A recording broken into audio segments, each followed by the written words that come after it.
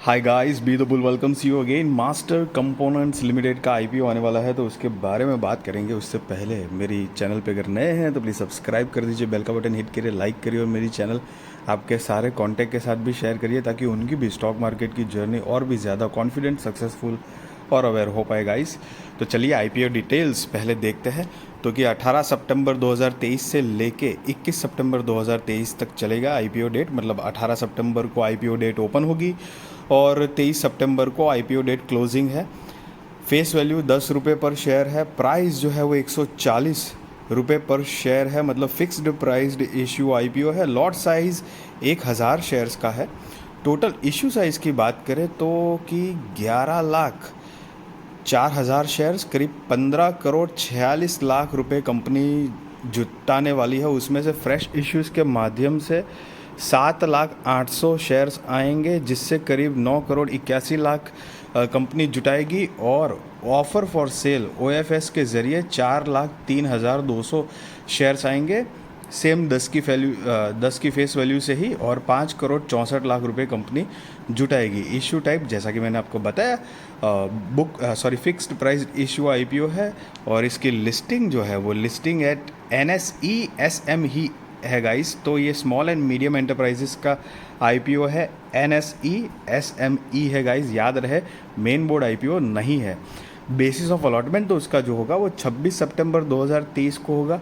Initiation of refunds, मतलब अगर आपने आईपीओ अप्लाई किया है और आपका आईपीओ इन केस नहीं लगता है तो रिफंड की इन्फॉर्मेशन जो है वो 27 सितंबर 2023 को आपको मिल जाएगी। और अगर आपका आईपीओ लग जाता है तो आपके डीमेट अकाउंट में शेयर्स क्रेडिट हो जाएंगे 28 सितंबर 2023 को। लिस्टिंग डेट जो है वो 29 सितंबर 2023 को है। Cut off time for UPI mandate confirmation जो कि शाम को 5 बजे 21 सितंबर 2023 को है guys. Share holding pre issue यहाँ पर 33 लाख है और शेयर होल्डिंग पोस्ट इशू 40,08,000 है गाइज। और मार्केट मेकर पोर्शन जो है वो 57,600 शेयर्स आर्यमन कैपिटल मार्केट्स के नाम पे है, जो कि ये पर्टिकुलर आईपीओ को लीड करेंगे, मार्केटिंग करेंगे, ताकि ज़्यादा से ज़्यादा आईपीओ एप्लीकेशन मिल पाए और आईपीओ सक्सेसफुल हो। तो उनके बिहाफ पे, मतलब उनके लिए कंपनी ने 57,600 शेयर्स अलग से रखे गए हैं गाइज। याद रहे, ये जो 57,600 शेयर्स है प्लस आपको टोटल वो इशू साइज़ करनी है, वो टोटल इशू साइज़ के अंदर इंक्लूड नहीं है ये शेयर जो है, राइट। सो अगर आप रिटेल कैटेगरी में हो तो मिनिमम हो या मैक्सिमम हो, एक ही लॉट के लिए अप्लाई करना है, जिसमें आपको 1,000 शेयर्स आएंगे और 1,40,000 रुपये आपको जमा करने पड़ेंगे। और मैं HNI कैटेगरी में हो तो मिनिमम 2 लॉट के लिए अप्लाई करना है, जिसमें 2,000 शेयर्स आएंगे और 2,80,000 रुपये आपको जमा करने पड़ेंगे। गाइज़, यहाँ पर मैं बताना चाहूँगा, अगर आपको SME IPO के बारे में इन केस अगर आइडिया नहीं है तो मैंने डिस्क्रिप्शन में एक वीडियो की लिंक दी है, व्हाट इज़ SME IPO, जहाँ पर मैंने एक ब्रीफ इन्फॉर्मेशन रखी है कि SME मतलब स्मॉल एंड मीडियम एंटरप्राइजेस और मेन बोर्ड IPO में फ़र्क क्या होता है, क्यों है, और एडवांटेजेस डिसएडवांटेजेस, वो एक ब्रीफ इन्फॉर्मेशन है, आप जाके चेक कर सकते हो तो आपका एक आइडिया क्लियर हो जाएगा। Okay, other shares offered 50% of the net offer है। Retail shares offered 50% of the offer है गाइस। और यहाँ पर Muduraj Kulkarni and Shrikant Joshi are the promoters of the company है, जिनके पास अभी 100% की होल्डिंग है, मतलब शेयर होल्डिंग प्री इशू है। और आफ्टर आईपीओ मतलब कि शेयर होल्डिंग पोस्ट इशू 72.41% की हो जाएगी, मतलब आफ्टर आईपीओ इनकी होल्डिंग जो होगी वो 72.41% की होगी।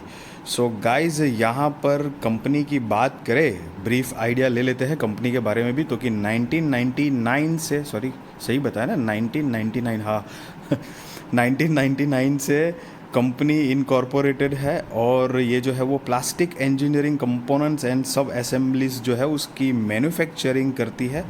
और जैसे कि ये कंपनी जो जो चीज़ें मैन्युफैक्चरिंग करती है उसमें से थर्मोप्लास्टिक इंजेक्शन मोल्डिंग हो गया, थर्मोसेट इंजेक्शन मोल्डिंग हो गया, थर्मोसेट ट्रांसफ़र मोल्डिंग हो गया, कंप्रेशन मोल्डिंग हो गया। तो ये सारी चीज़ें कंपनी मैन्युफैक्चरिंग करती है। और कंपनी का जो मैन्युफैक्चरिंग यूनिट फैसिलिटी जो है वो मुंबई पुणे हाईवे नासिक के आसपास में है, मतलब नासिक में है। और ये कंपनी की बात करें तो मास्टर ग्रुप की मतलब कंपनी है, मतलब is a this company Master Component is Limited is a part of Master Group. So बाकी जो है ये कंपनी इस तरह से अपना बिजनेस कर रही है। और मास्टर ग्रुप की एक दूसरी भी है मास्टर मोल्ड करके कंपनी, जो कि डिज़ाइनिंग मैन्युफैक्चरिंग कंपनी है। All type of injections, compressions and transfer moulds. Okay, so guys, अगर यहाँ पर कंपनी के कुछ फाइनेंशियल्स है तो कि 31 मार्च 2020, 31 मार्च 2021, 31 मार्च 2022 और 31 मार्च 2023 के हैं। सारे के सारे ये जो फिगर्स है वो इन लैक्स में है, जो कि मैं आपको करोड़ में कन्वर्ट करके बताने वाला हूँ।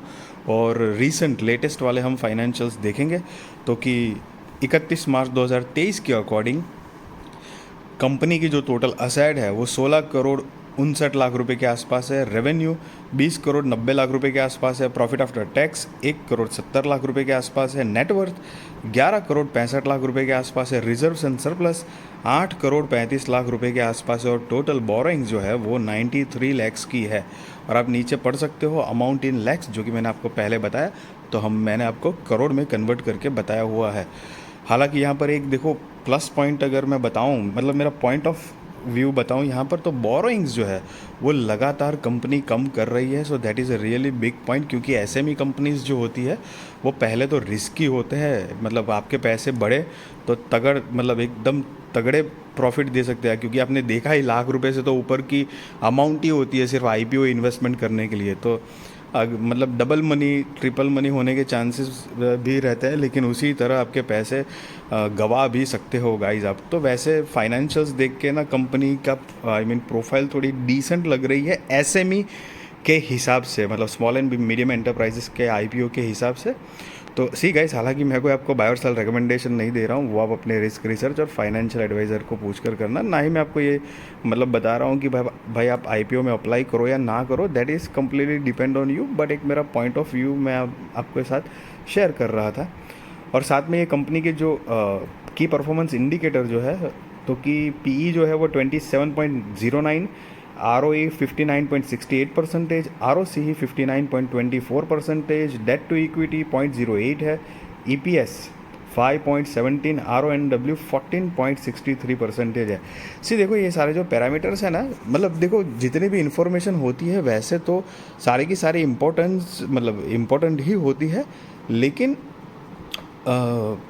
जितना भी मेरा एक्सपीरियंस है स्टॉक मार्केट के रिगार्डिंग, मुझे ऐसा लगता है कि कंपनी का बिजनेस और उससे पता चलता है, मतलब बिजनेस से ही सीधी उसकी फाइनेंशियल्स पता चलती है, borrowing, net profit, years on years basis पे। और साथ में कंपनी के जो मैनेजमेंट लेवल के मेन ओहदे के जो लोग होते हैं उनकी फ्यूचर प्लानिंग, ग्रोथ की क्या है कंपनी के लिए, और वो सारी चीज़ें थोड़ी ज़्यादा मैटर करती है। क्योंकि ऑल द वे ये सारे जो पैरामीटर्स है वो वक्त के साथ थोड़े मोटे चेंज होते हैं, बट द थिंग इज़ कि कंपनी का मेन बिजनेस में ही थोड़ा सा वक्त के साथ अगर डामाडोल होता है तो फिर पैसे फंसने के चांस ज़्यादा हो जाते हैं। तो सी गाइस, अगेन बता रहा हूँ, मैं अपना पॉइंट ऑफ व्यू शेयर कर रहा हूँ आपसे। ओके, तो यहाँ पर कंपनी ने कुछ ऑब्जेक्ट ऑफ इशू भी दिए हैं कि कंपनी आईपीओ क्यों लाना चाहती है। तो कि दो चीज़ है, फंडिंग, वर्किंग कैपिटल रिक्वायरमेंट्स और जनरल कॉर्पोरेट पर्पस गाइस। तो ये दो मेजर रीज़न कंपनी ने यहाँ पर दिखाए गए हैं। तो अगर ये मेरी वीडियो अच्छी लगी तो ज़रूर लाइक करिए, शेयर करिए, सब्सक्राइब करिए, और आपके सारे कॉन्टैक्ट के साथ भी मेरी वीडियो और मेरी चैनल प्लीज़ शेयर करिए और उनसे भी सब्सक्राइब करवाइए, ताकि उनकी भी स्टॉक मार्केट की जर्नी और भी ज़्यादा कॉन्फिडेंट, सक्सेसफुल और अवेयर हो पाए गाइस।